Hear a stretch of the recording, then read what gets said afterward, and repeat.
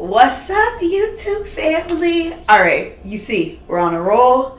I'm on a roll. We back for another week, and I'm excited because I thought that this particular episode is very important, and we got to do it in a series. So this series is going to be called The Road to My First Home. As you guys know, I've done a bunch of things. I failed at some things. Some things really worked out in my favor, but owning a home was probably the most challenging thing I've ever done. But it was the biggest check I've ever made, all right? So I want to tell you guys how I got there. I want to tell you the real, the raw, the uncut of some of the most horrific times of my life. So you know the drill. It's your girl K650 Credit, and we are talking about how I bought my first real estate property. All right, y'all, let's get into it.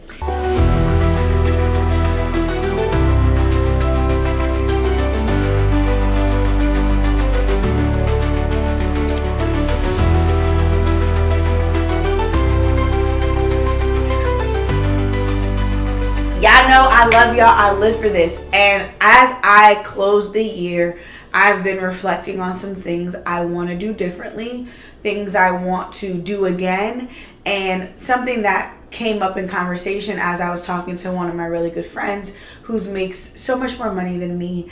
And I always call him because I need to make sure that I'm staying on course. So before we get into the episode, I want you guys to go through your phone.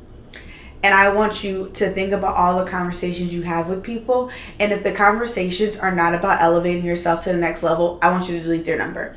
I want you to get rid of them. Why? Because this next year is all about elevation. Last year, my keyword was upgrade. I upgraded my life. It wasn't a monetary upgrade. It was an upgrade within myself. I upgraded my living space. I upgraded my friendships. I felt like when I went into the year, I thought upgrading meant money, but God had something different for me, because upgrading really meant I was upgrading me. Like, I was able to do some self-work. As you guys know, I was able to cultivate new relationships with people, get rid of some things. Like, the upgrade was real, and I feel like this year is preparing me for a crazy financial year next year, because I am a new person inside and out. So I want you guys to get rid of anything and anybody that's not serving you in this new year. And one thing in the conversation that I was having with my really good friend, who is like super helpful in so many areas of my life, is he said, Kay, stick to what you already know. Like, you call me, you have these ideas, you want to do this, you want to do that, but you're great at credit. You need to build on top of that. So it made me create a list of things I want to accomplish next year. I'm not telling y'all because I need to do them, and then I'll come back and tell y'all what it is that's on that list. But just know the list was created and I'm on full execution mode. But one of the things that I will tell you is I really want to own another property.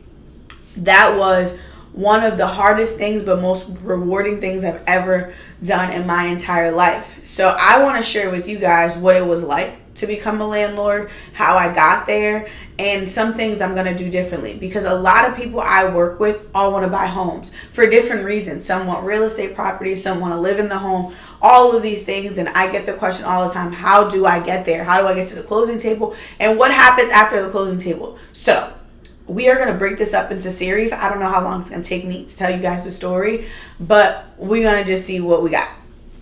So of course, y'all know what I'm going to say first. You got to fix your credit. You have to. The reason why is because I was told no when I really wanted to purchase my home, because my credit was jacked up. It was just that simple. I did not have the credit to do so. My credit was a 580. It was jacked up. I didn't understand payment. I didn't understand any of that stuff. So the first thing I did was I got educated. If you're trying to buy a home, your best bet is to become educated on the process. If you have good credit, congratulations. But I want you to start learning. That is really what helped me. I don't even want to say it helped me. That is what helped me. Yeah, it helped me create a foundation, right? So in my learning process, I had to fix my credit. So I dove deep into everything there was to know about credit. I went to every seminar you could go to. I talked to every guru you could talk to. I talked to everybody I know that owned a home, right? So that was really the step. You guys know that. We talk about it all the time. Credit, credit, credit, credit, credit. But what the next step was for me, I don't think anybody really talks about. And it's important to talk about how to actually save the money. So I had a client call me the other day and they were like, hey, I don't know if I'm going to close because I took all this money out and they say I can't deposit all this cash into an account. And that to me was like, oh, we're going to create a series on this because I didn't know that either. So one thing, if you are going to buy a house, you have to know that you can't just have a bunch of money dumped into an account. And you gotta have proof of where funds comes from, right? So what I mean by that is you can't have, like, in my situation, I brought my home with somebody else. So I couldn't have him just give me a bunch of cash to put in my account. That's not how that worked. You have to have something called a gift. So they have to gift you the money, or you have to show proof of concept how the money got there. So before you guys go and try to buy a home, I want you guys to start today, right? If you know you want to buy a home in 6 months, today, go open yourself a savings account and put money in that savings account. And don't just put the lump sum of money, like gradually put the money in there, because it's going to save you a headache in the future. If you're getting the money from your baby daddy, your mama, your cousin, whoever is giving you this money, gradually put the money into an account, because they are going to ask where the money came from. And if you can't explain, or you can't talk about a gift or whatever else, it is going to be the reason why you can't buy your home. I know it sounds so small, so simple, but it's such a headache. And it was a headache for me, and it's been a headache for a bunch of my clients. So if you have money and your baby daddy is giving you the money, gradually put the money in there. Don't just take a bunch of money and dump into an account, because that's not how that is going to work. And that is where a lot of people kind of like get stumbled up in the home buying process. It didn't stop me from buying a home. It didn't stop my client from buying the home, but it's something that's unnecessary that stresses you out, because now it's like another thing on top of a stressful situation that now you got to figure out. So that is part one of where I wish I knew, but I didn't know, but now I know. So I'm telling y'all about saving the money for the home. Another thing that I want to tell you before our little session ends together is you need more money than you think. So if they tell you that you need $11,000 for closing, right, or for down payment, you should save about 15, 16, because there are so many fees associated with buying a home. One of the fees is, I didn't know I needed an inspector. I didn't know that was something that I had to pay out of pocket for. I also didn't know that I have to pay a closing cost. I know it sounds crazy. Like, some people do know that. That wasn't my case. I didn't know that you have to pay closing fees, attorney fees. I didn't know that you had to pay pesticide fees, right? A radon. You have to go and make sure there's no bugs and stuff and molds and stuff in the house, right? I didn't know that. I didn't know that you have to pay for if the house doesn't pass certain things, you have to pay for that to get done in order for it to pass, especially if you're going FHA. FHA sounds great. Everybody wants to do it, but there's certain requirements that have to be met in order for a property to be deemed FHA. And what is that? FHA is basically your first time buying a home, so the interest rate is lower. That sounds good, right? In theory, it does. It's great. It works for me. But there's other costs that come with the property. So, yes, if they say, like in my case, I had to put down $11,000, and by the time all of this was said and done, I ended up spending like $15,000 to purchase my home. And that was super stressful because all I had was $11,000. So I was paying for stuff on credit cards and borrowing the money from here, borrowing the money from there to figure out all of these unexpected. Ooh, Alexa is interrupting our video. Sorry, y'all.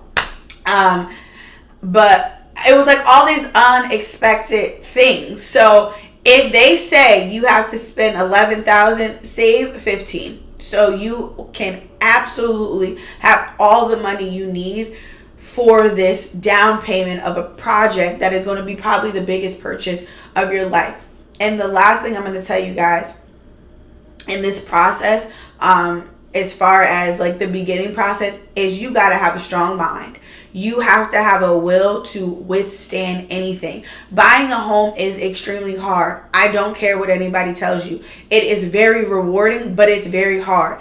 And there were times when I crawled up on my couch and cried and cried and cried because I felt like I was trying to do the impossible. So I want to tell you guys, if you are going to buy a house, you gotta get your mind wrapped around that this is going to be something that is not going to be easy. So get your faith intact, pray,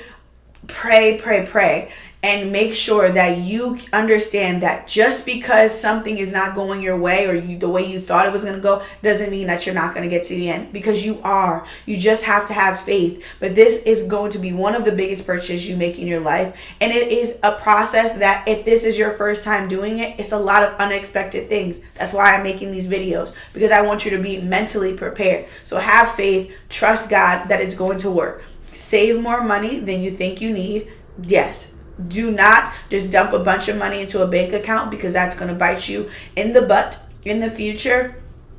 And understand that you are going to be on a roller coaster of a ride.